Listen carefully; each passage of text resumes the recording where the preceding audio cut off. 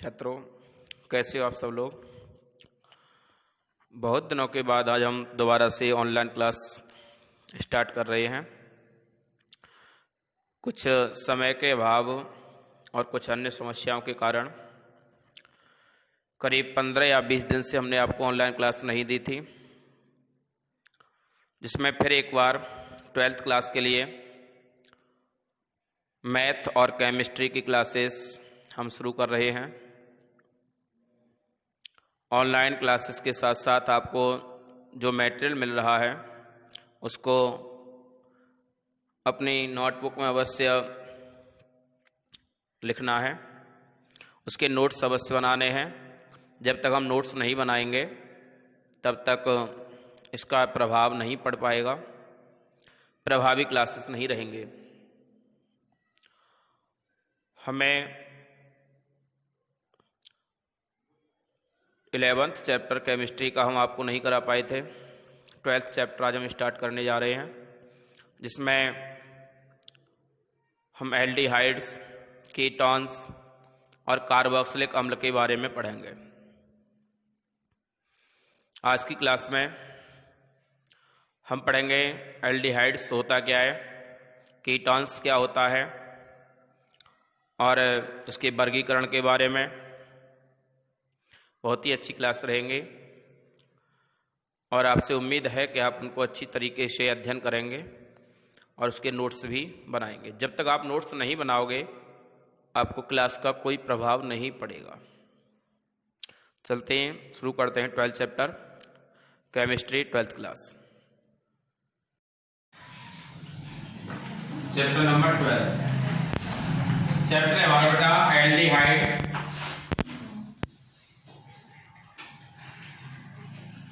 Ketone तथा carboxylic अम्ल।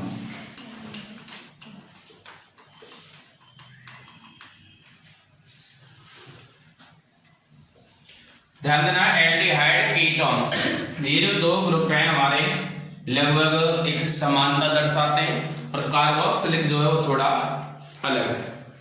ठीक है, तो इनकी जो उत्पत्ति है यानी हम कहें इनका एक मूल जो समूह है वो होता है कार्बोनिल समूह। क्या होता है?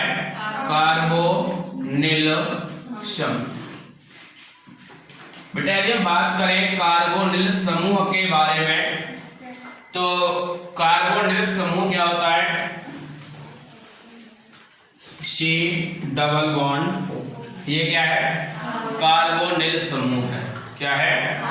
यहां में से ऐसे लिख सकते हैं bond C double bond O, फिर इधर भी बॉन्ड। यहां वैसे R लिखा जाता है। क्या लिखा जाता है? R। बट एक नया रूल ये है कि यहां R की जगह पर H भी आ सकता है।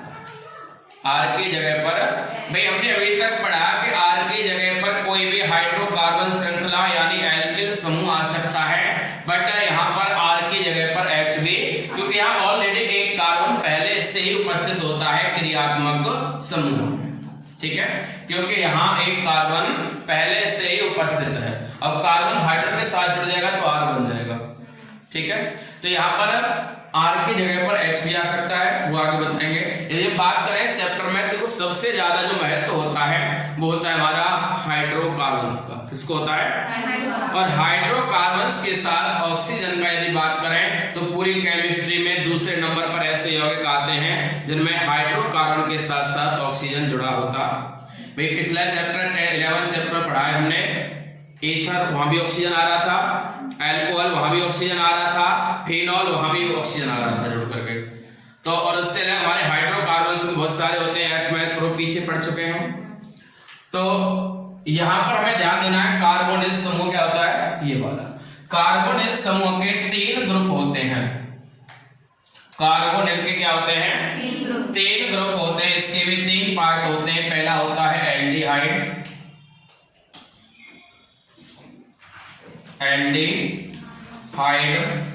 एल्डिहाइड क्या है? R C double bond O S, ये एल्डिहाइड हो गया। क्या हो गया? एल्डिहाइड नहीं, ये कार्बोनिल है। क्या है भाई? अब यहां पर हम H और जोड़ दें, अब बन गए एल्डिहाइड। जब कभी भी कार्बोनिल समूह में हाइड्रोजन परमाणु जुड़ा होगा तो उसे कहेंगे एल्डिहाइड। अच्छा, इसका दूसरा RCHO भी कह देते हैं, इसको RCHO भी कह देते हैं। किसको? RCHO। ये भी क्या है? एल्डिहाइड है। देखो यहाँ बॉन्ड से कोई मतलब नहीं है, हमें ये ध्यान रखना है कि CHO, भाई C से एक H जुड़ रहा है तो H के साथ तो डबल बॉन्ड जुड़ाएगा नहीं। ये हमेशा ध्यान रखिए कि C हमेशा चारों तरफ से एकल आबंध द्वारा जुड़ा होता है। अब एकल आबंध द्वारा जुड़ा है, यहाँ क्या रहा? देखो एक बॉन्ड तो ये रहा, एक C ने H को दे दिया तो HO के लिए कितने बचे? 2 बचे। O के लिए कितने बचे? भाई H को तो 2 दे नहीं सकता है क्योंकि H के पास ऑलरेडी 1 है, जो जितने देगा उतने ही वापस लेगा। तो यहाँ डबल बॉन्ड का मतलब सीधा स्पष्ट दिखाई दे रहा है कि यहाँ तो कुछ है ही नहीं।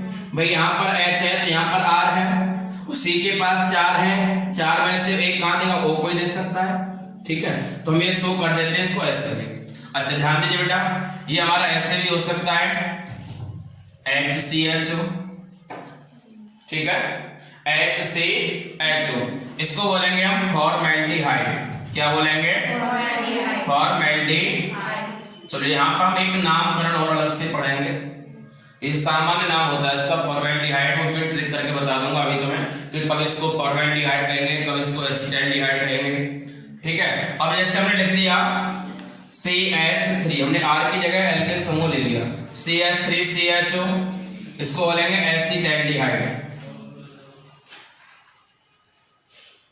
ऐसे ही लिख दिया जाए यदि CH3CH2CHO या C2H5CHO, ये क्या बन जाएगा?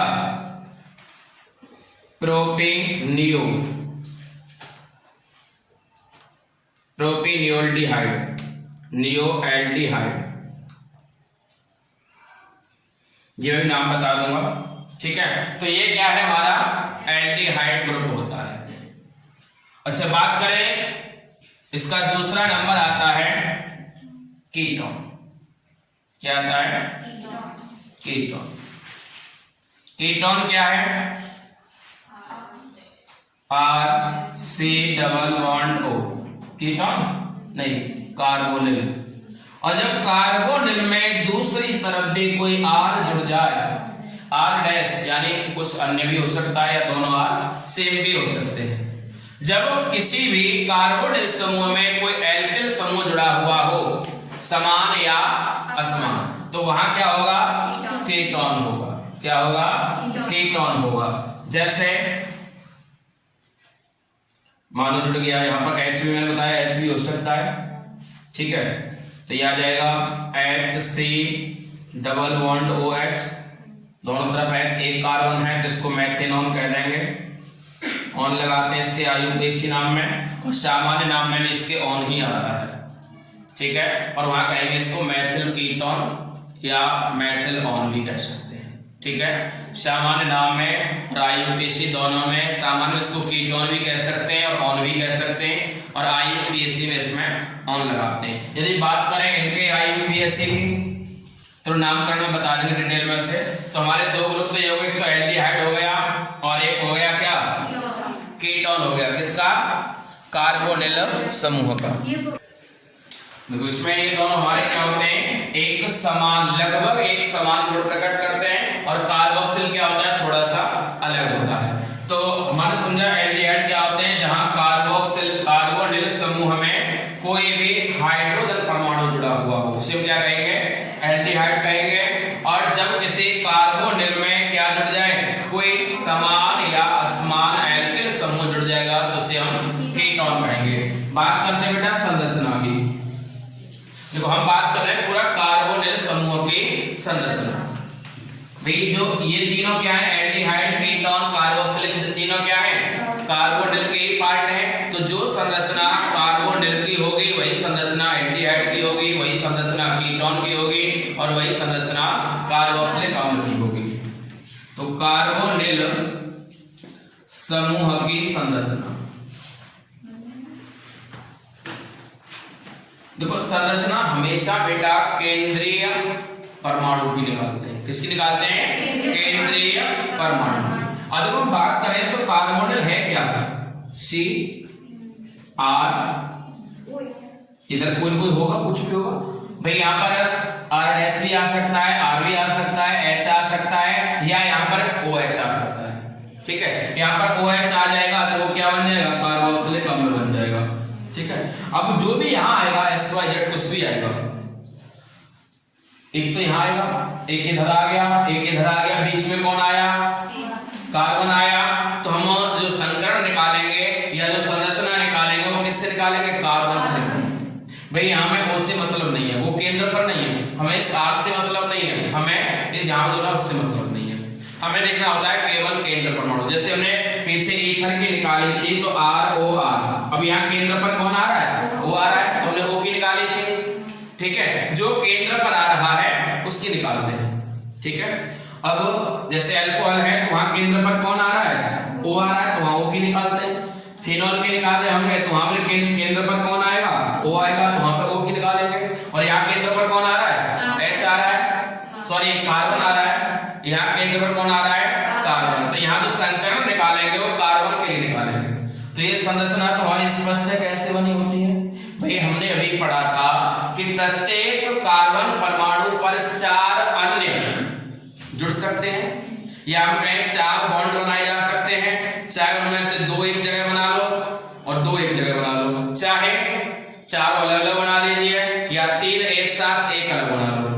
टोटल 4 बनाए जा सकते हैं। अब 4 यहाँ पर बने हुए हैं बेटा, हमने पीछे पढ़ लिया है संरचना में कि ये सिंगल बॉन्ड होता है, सिग्मा होता है, ये भी क्या होगा? सिग्मा होगा, इसमें एक सिग्मा होगा और एक क्या होगा?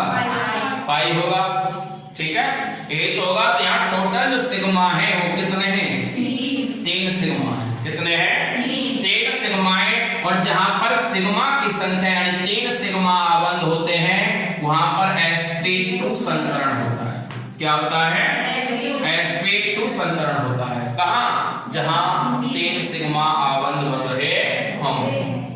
अच्छा, 3 सिग्मा आबंध की संरचना कैसी होती है? त्रिभुजाकार। कैसी होती है? त्रिकोणीय संरचना होती है। और प्रत्येक कोण कितने का होता है? 120 अंश का बना होता है। तो संरचना कैसी होती है? ऐसे करके, ऐसी तो होती है। ठीक है, और ये प्रत्येक कोण कितने का हो गया?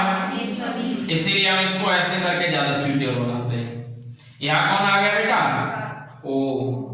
एक यहाँ पर आर हो सकता है और यहाँ पर कुछ भी हो सकता है, एच हो सकता है, कोई आर दूसरा हो सकता है कीटोन बनाने के लिए, और कार्बोक्सिलिक अम्ल यहाँ पर OH भी हो सकता है। और ये एवरी एंगल हैज 120 डिग्री। प्रत्येक कोण कितने का होता है? 120 अंश का होता है। ये संरचना होती है किसकी? कार्बोनिल समूह की, चाहे वो एल्डिहाइड हो, चाहे कीटोन हो, या फिर कार्बोक्सिलिक अम्ल। ठीक है, तो संरचना हमारी नोट किससे कराएंगे हम?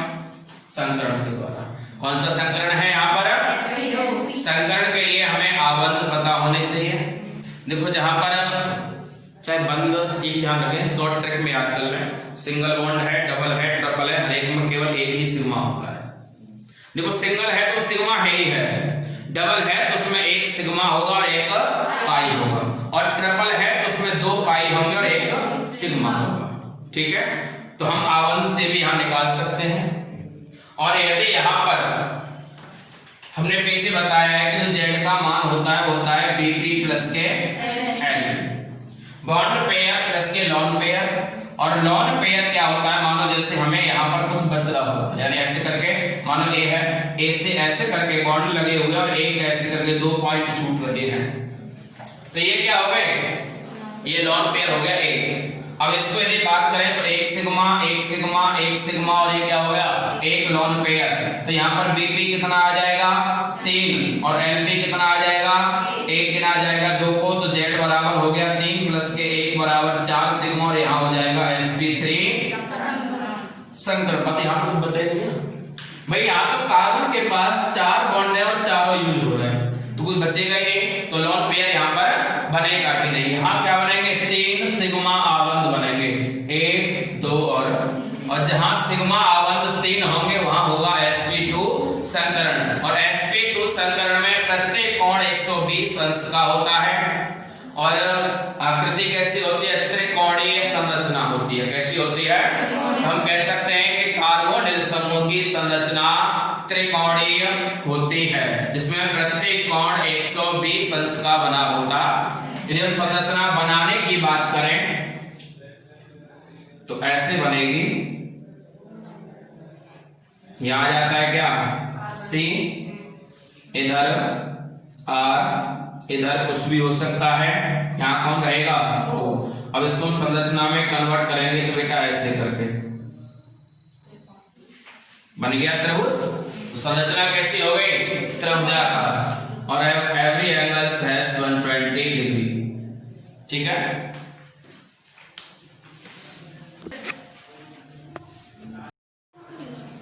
थोड़ा बात करें हम एल्डिहाइड का वर्गीकरण।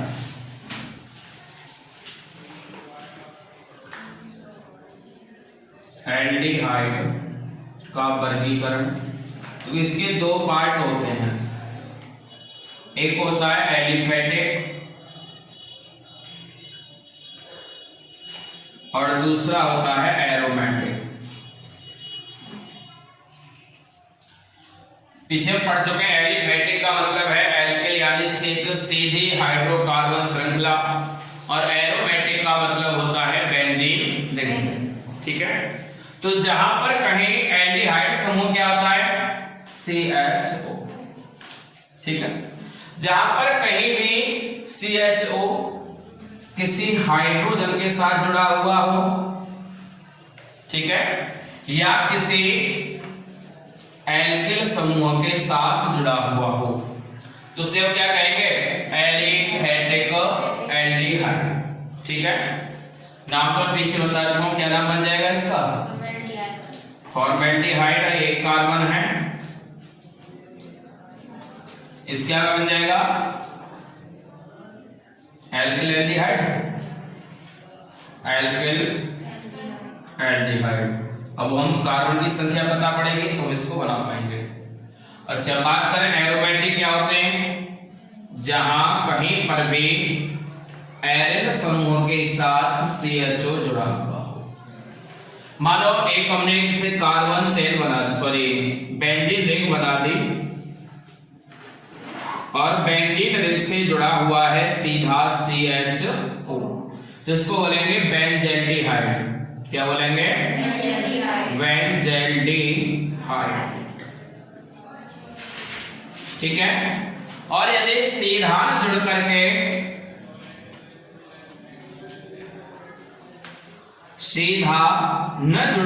मानो पहले यहां कोई एल्किल समूह जुड़ा हुआ है और एल्किल के बाद फिर CHO जुड़ा हुआ है, ठीक है, तो फिर इस कार्बन चेन का नाम होगा फेनिल। भाई पीछे पढ़ा है ना, साधारण नाम क्या होगा इसका? फेनिल होगा। और ये बनेगी हमारे फिर क्या? क्रियात्मक समूह वाली चेन। ये बन जाएगा बाह्य तत्व। क्या बन जाएगा? बाह्य तत्व। तो ये बन जाएगा फेनिल। कितने कार्बन हैं? 2 कार्बन। तो 2 को मैंने क्या बताया था? एसिटाल्डिहाइड। तो ये बन जाएगा फेनिल एसिटाल्डिहाइड।